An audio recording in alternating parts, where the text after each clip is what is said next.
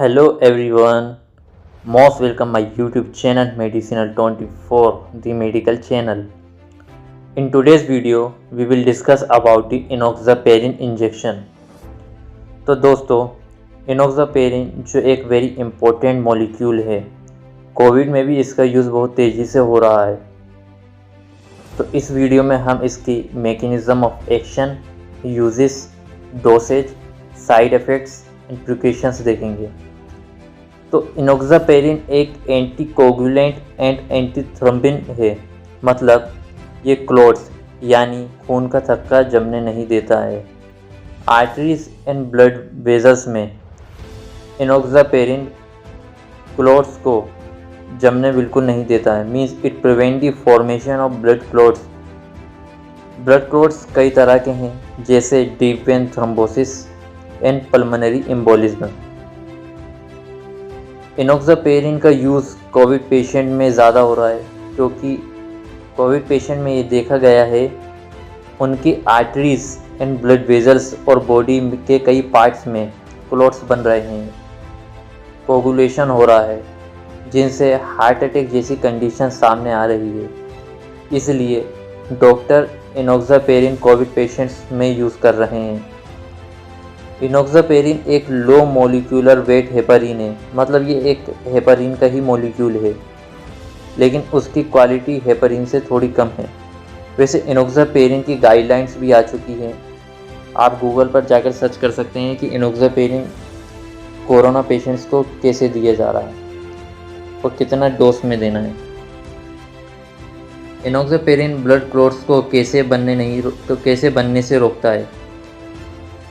इनोक्सापेरिन is antithrombin dependent, मतलब इनोक्सापेरिन antithrombin third जो एक स्मॉल प्रोटीन मॉलिक्यूल है, इसे ब्लड में एक्सेलरेट करता है।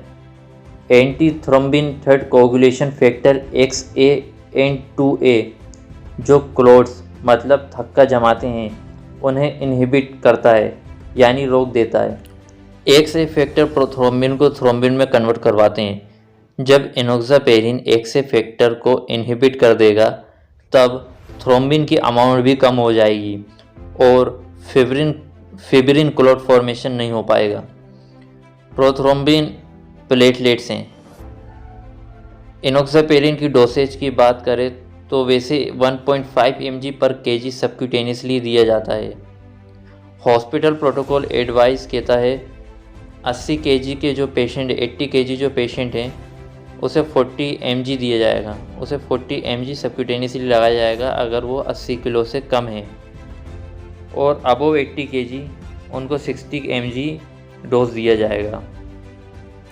वैसे इसका डोज बढ़ भी जाता है अगर आपका क्लॉट फॉर्मेशन ज़्यादा होने लगता है कोरोना पेशेंट्स में, तो इसका डोज भी बढ़ा के देते हैं डॉक्टर। इसकी प्रोटीन बाइंडिंग की बात करें तो ये एल्ब्यूमिन में बाइंड होता है, 80% एल्ब्यूमिन में ये बाइंड होता है इनोक्सापेरिन।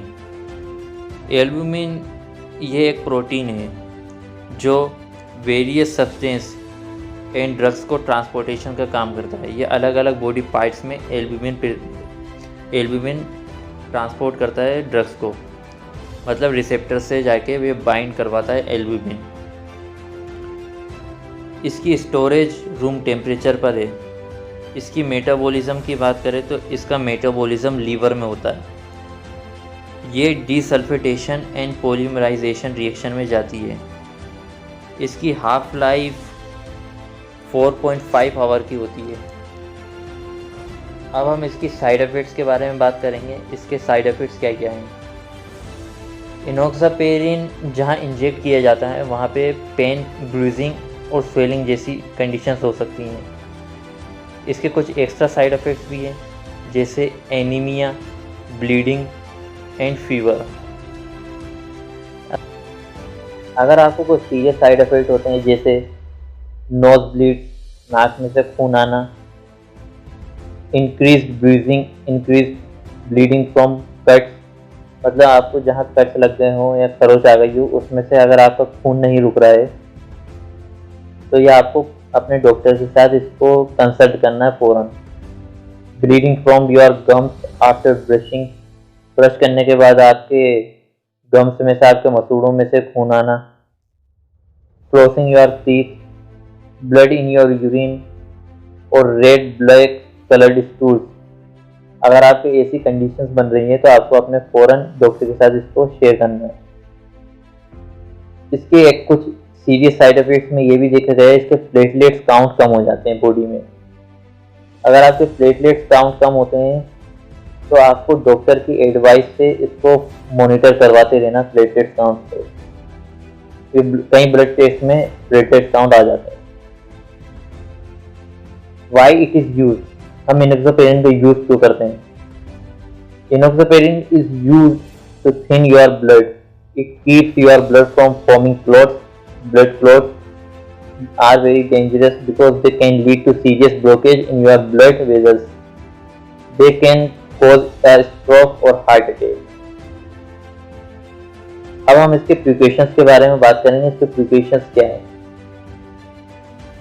Tell your doctor about if you are taking vitamins and herbs. अगर आप कुछ विटामिन या हर्बल ड्रग्स ले रहे हैं तो आपको अपने डॉक्टर के साथ इसको शेयर करना है। आपको अपनी फुल मेडिकल हिस्ट्रीज अपने डॉक्टर के साथ शेयर करनी है। आपने अगर कुछ प्रिस्क्रिप्शन या नॉन प्रिस्क्रिप्शन ड्रग्स लिए तो ये आपकी मेडिकल हिस्ट्री में इंक्लूड होंगे। Don't take this drugs again if you have an allergic reaction to it. अगर ये इंजेक्शन इनोक्सापेरिन आपको अगर लगाया गया हो उसके बाद आपको कुछ एलर्जी सिम्टम्स दिखे हो, एलर्जिक रिएक्शंस आपके बॉडी में हुई हो, तो इसको दोबारा इंजेक्शन को आपको इंजेक्ट नहीं करवाना है। Because enoxaparin can cause a severe allergic reaction such as trouble breathing, सांस लेने में कठिनाई होना, स्वेलिंग ऑफ योर थ्रोट और टंग, गले में सूजन आना, fever and rash. So this was a short description regarding uses, mechanism of action, side effects and precautions of enoxaparin injection. I hope you find this video more informative. So don't forget to hit the like button. Also make sure to subscribe our channel for further upcoming videos. Thank you so much for watching this video.